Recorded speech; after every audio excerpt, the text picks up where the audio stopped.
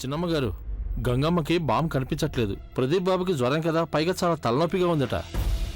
ఈ పిల్లకి ఎప్పుడు ఏమీ కనిపించు.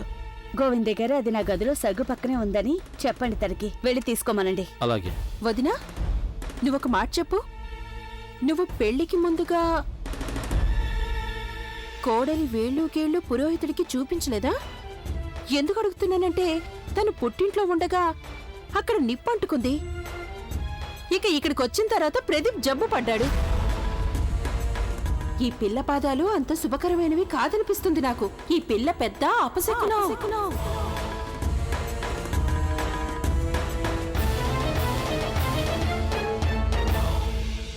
సుప్రియ అక్కకి ఈ ఫంక్షన్లో అసలు ఏమి ఇవ్వలేదు నేను. ఏమి ఇవ్వాలో నాకు అర్థం కావట్లేదు. ప్రతిబాబు నువ్వైనా చెప్పు. గంగా, నేనెలా చెప్తాను? అవునా? ఆ మాత్రం కూడా చెప్పలేవా నాకు? నా చేత మాటలు పడ్డం నీకేమైనా సరదానా? అసలే జ్వరం తెచ్చిపెట్టుకున్నావు. మందు వేసుకోమంటే దానికో గొడవ. నేను తిట్టిన తర్వాత అప్పుడు మందులు వేసుకోవడానికి ఒప్పుకున్నావు. నేను తిట్టుకు ముందే మందు వేసుకుని ఈ బాంబు రాయించుకునుంటే ఈ పాటికి నయమై ఉండేది కదా. గోవిందయ్య గారికి చెప్పానులే మందు తీసుకురమ్మని. మరీ విసిగించేస్తున్నావు నువ్వు. ఎక్కనైనా ఆపుతావా గంగా?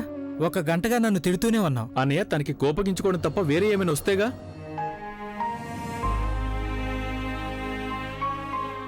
అయిన వాళ్ళని మందులించగలుగుతాం, పరాయి వాళ్ళని ఏమంటావు?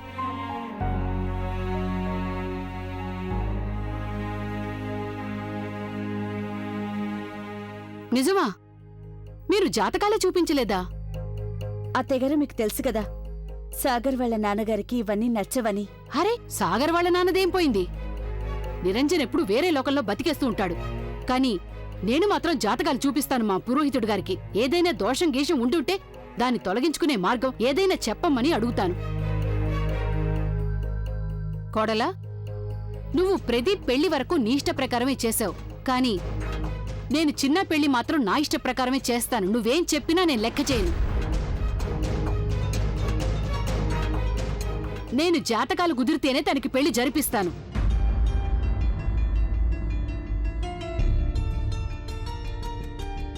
అవును మాధవి, ఒకసారైతే తప్పైపోయింది. ఆ తప్పు మాత్రం మళ్ళీ చెయ్యకు. మీ చిన్నబ్బాయి సాగర్కి జాతకాలు చూపించి మరీ పెళ్లి చెయ్యి. అలాగే అత్తయ్యగారు. సాగర్ పెళ్లి విషయంలో మాత్రం మీకెలా అనిపిస్తే అలాగే చేయండి, సరేనా?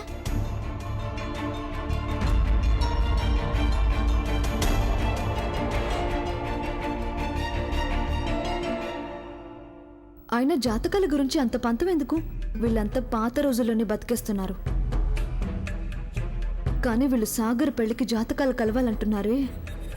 అంటే నేను సాగర్ని పొందాలంటే జాతకాలు కలవాలన్నమాట. ఒకవేళ అదే ముఖ్యం అనుకుంటే అది కూడా పెద్ద ప్రాబ్లం కాదు. జాతకాలు నేను తప్పకుండా కలిసేలా చేస్తాను. ఎందుకంటే నేను ఏ విధంగానైనా సాగర్ని సొంతం చేసుకోవడం ముఖ్యం.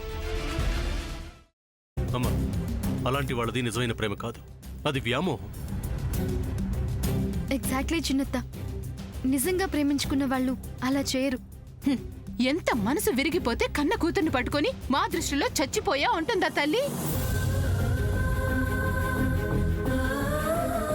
అది సరే అమ్మా, తన కూతురుతో తన మాట అనేటప్పుడు ఆమె మాటల్లో వ్యథ, కళ్ళల్లో బాధ గమనించావమ్మా? పెద్దబాబుకు బర్త్డే విషెస్ చెప్పు కూడా వెళ్ళాం కదా. ఊరికే ఎలా కాలిపోతుంది? మంట పెడితేనో పడితేనో తగలబడుతుంది.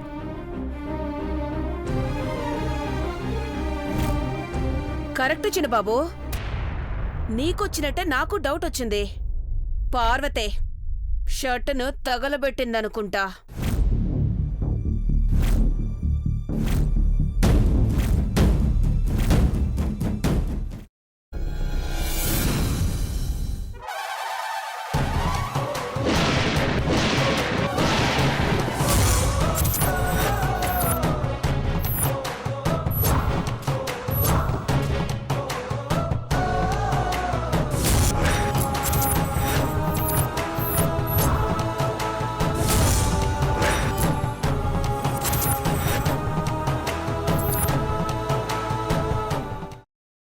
తర్వాత పొట్టు తీసేసి చాప్ చేసి పక్కన పెట్టుకోవాలి.